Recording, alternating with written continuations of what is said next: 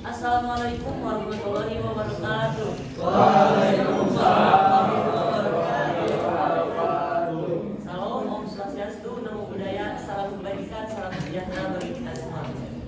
Sebelumnya, terima kasih kepada Ibu Sri Mariani MPD selaku dosen pengampu mata kuliah bahasa Indonesia, dan juga kepada rekan-rekan semua yang telah berkenan untuk mengikuti presentasi kali ini. Sebelumnya, ingin memperkenalkan kelompok kami terlebih dahulu. Perkenalkan, nama saya Deddy Narif Fauzi dengan 3 nomor NPM terakhir 200 sebagai moderator. Saya Gisela Beda dengan NPM 19 sebagai pemateri pertama. Saya Rahma Mardiani dengan 3 angka NPM terakhir 189 sebagai pemateri kedua. Saya Rahma Sundari dengan 3 NPM terakhir 178 sebagai pemateri ketiga. Saya Salma Alfiana dengan 3 NPM terakhir 196 sebagai pemateri keempat. Saya Jumpa Arifah dengan NPM terakhir 199 sebagai pemateri kelima.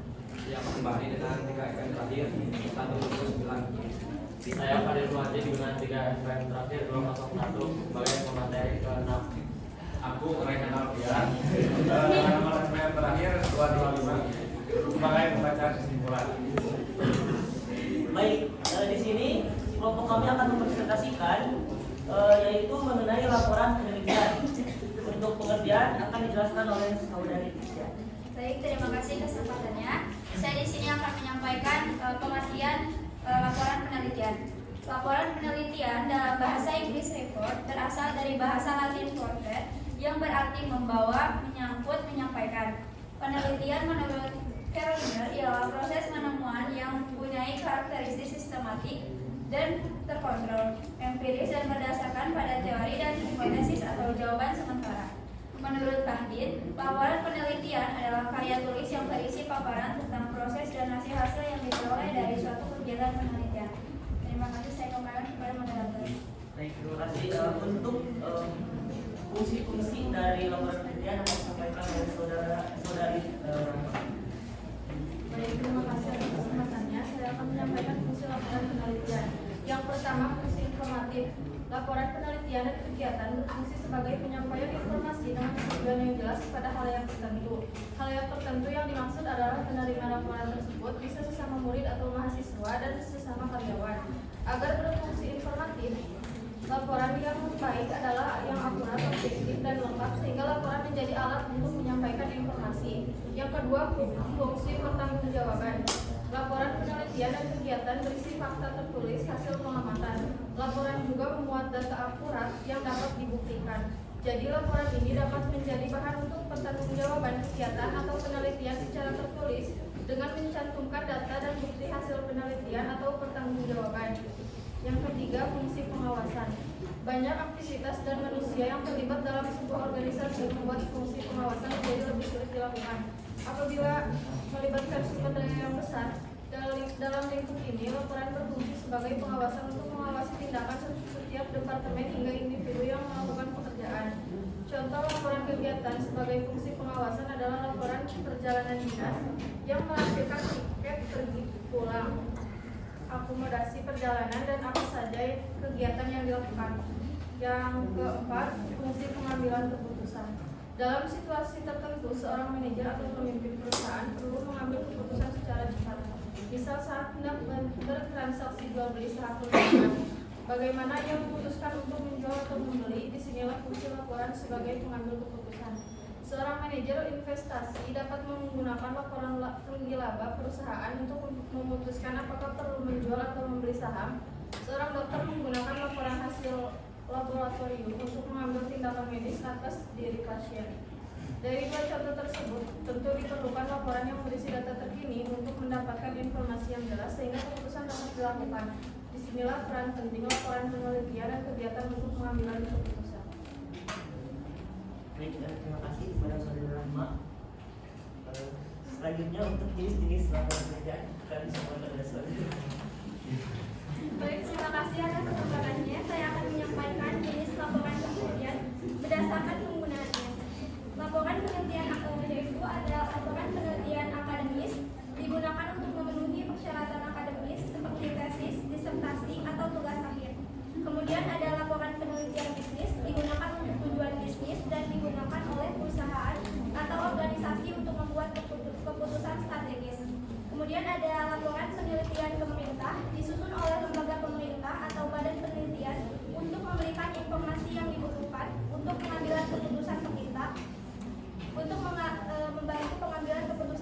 pemerintah, pembuatan kebijakan, atau evaluasi program.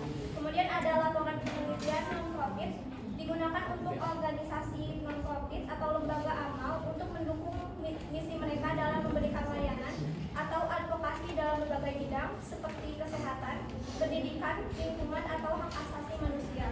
Kemudian ada laporan penelitian industri dibuat oleh perusahaan atau lembaga penelitian dalam industri tertentu untuk mendukung pengembangan produk baru, peningkatan proses produksi, atau pemecahan masalah teknis. Dan yang terakhir ada laporan penelitian pendidikan, digunakan dalam konteks pendidikan untuk mengevaluasi program pendidikan, mengembangkan kurikulum baru, atau memahami fenomena dalam pembelajaran dan pengajaran. Baik, terima kasih, saya kembalikan kepada moderator. Baik, terima kasih kepada Saudari Rahma. Selanjutnya untuk sistematik ciri-ciri laporan penelitian akan disampaikan oleh Saudari Salma. Baik, terima kasih atas kesempatannya. Selanjutnya ada ciri-ciri penulisan laporan penelitian. Yang pertama, objektif. Penulisan laporan penelitian harus objektif agar hasil penelitian dapat dipercaya dan dihormati oleh komunitas ilmiah. Objektivitas memastikan bahwa interpretasi data didasarkan pada bukti yang kuat dan tidak dipengaruhi oleh preferensi atau pendapat pribadi peneliti. Hal ini penting untuk menjaga integritas penelitian dan menghindari bias yang dapat merusak validitas hasil. Yang kedua, sistematis. Laporan penelitian harus sistematis agar pembaca dapat mengikuti dengan mudah alur dan metodologi penelitian dengan penyusunan yang sistematis. Pembaca yang melihat dengan jelas bagaimana penelitian dilakukan dari perumusan masalah hingga hasil akhir dan kesimpulan. Yang ketiga, jelas. Laporan penelitian harus jelas agar pembaca dapat memahami informasi yang disampaikan dengan baik. Kekurangan kejelasan dapat menyebabkan kebingungan dan interpretasi yang salah, yang dapat mengurangi nilai dan kegunaan laporan tersebut. Yang keempat, terbuka, yaitu selalu dapat menerima pembaruan jika ada pendapat baru yang lebih baik dan kebenarannya bisa teruji melalui kritik dari orang lain. Yang terakhir, logis, yaitu keterangan yang dibuat harus mempunyai argumentasi yang bisa diterima oleh nalar, akal sehat, dan lutut. Saya kembalikan kepada moderator. Baik, terima kasih atas penjelasannya. Kemudian untuk sistematika laporan penelitian akan disampaikan oleh Saudari Zulfa. Baik, di sini saya akan menjelaskan tentang sistematika bagian teks laporan penelitian. Laporan penelitian harus disusun dengan sistematika yang baku, logis, dan konsisten. Sistematika penulisan laporan penelitian adalah susunan bagian-bagian laporan penelitian yang saling berkaitan dan berurutan. Sistematika penulisan laporan penelitian dapat bervariasi tergantung pada jenis, tujuan, dan metode penelitian yang digunakan. Namun, secara umum, sistematika penulisan laporan penelitian terdiri dari atas 3 bagian utama, yaitu bagian awal, bagian utama atau isi, bagian akhir atau penutup. Di sini saya akan menjelaskan yang bagian awal atau pendahuluan. Bagian awal atau pendahuluan adalah bagian yang berisi informasi awal tentang laporan penelitian. Bagian ini biasanya mencakup pertama adalah halaman judul atau sampul, berisi judul laporan penelitian, nama dan identitas penulis atau peneliti, nama dan identitas lembaga atau institusi tempat penelitian dilakukan, serta tahun pembuatan laporan. Terus selanjutnya ada halaman pengesahan, berisi pernyataan persetujuan dan pengesahan dari pihak-pihak yang berwenang terkait dengan laporan penelitian, seperti pembimbing, penguji, atau pimpinan lembaga. Terus selanjutnya halaman persembahan berisi ucapan terima kasih atau penghargaan dari penulis atau peneliti kepada pihak-pihak yang telah membantu dan mendukung pelaksanaan penelitian. Selanjutnya ada halaman pernyataan orisinalitas atau keaslian, berisi pernyataan bahwa laporan penelitian merupakan karya asli dari penulis atau peneliti dan tidak mengandung unsur plagiat.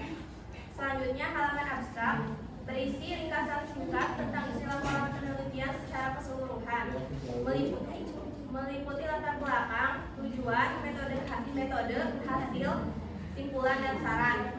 Abstrak biasanya ditulis dalam satu paragraf dengan jumlah kata antara 150 hingga 250 kata. Selanjutnya ada kata pengantar, berisi kalimat pembuka yang menjelaskan tema, latar belakang, tujuan, juga berisi ucapan syukur dan terima kasih kepada pihak-pihak yang terlibat dalam proses penelitian. Selanjutnya ada daftar isi, berisi daftar judul dan subjudul dari setiap bagian dan halaman dalam laporan penelitian beserta nomor halamannya.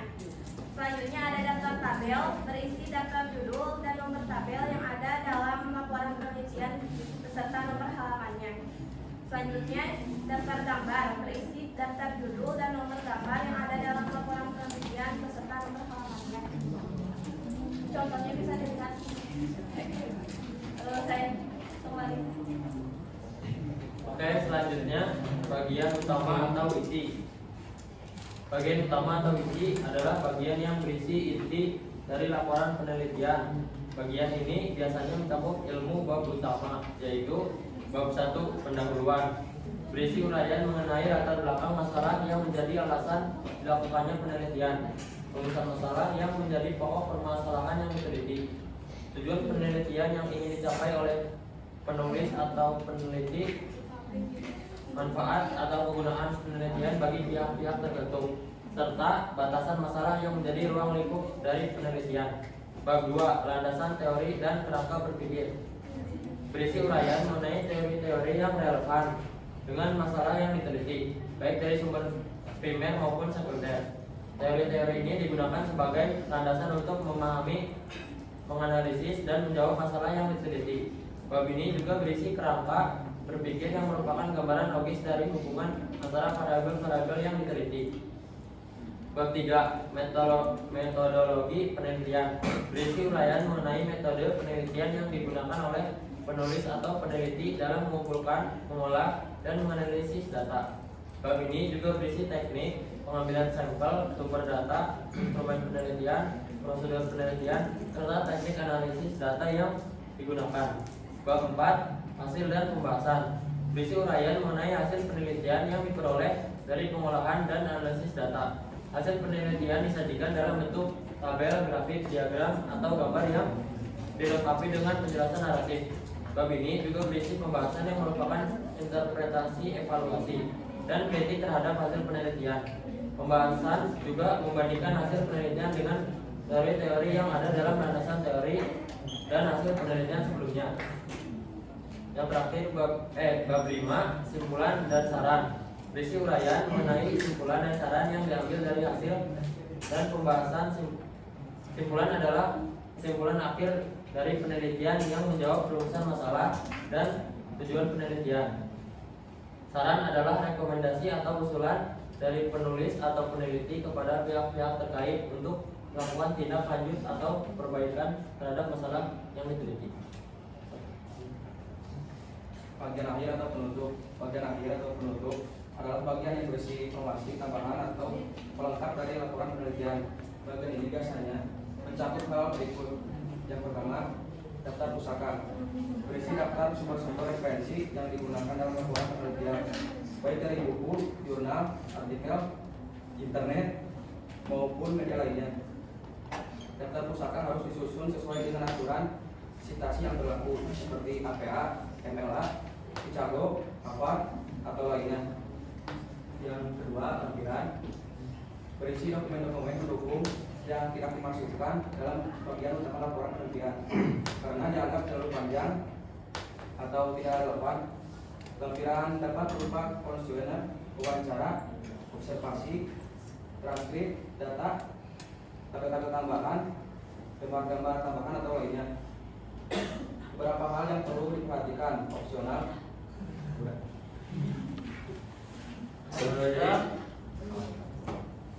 Sesi pembahasan sudah selesai. Selanjutnya akan dibuka untuk tanya jawab terlebih dahulu untuk 3 orang penanya terdepan. Silakan. Yang lain.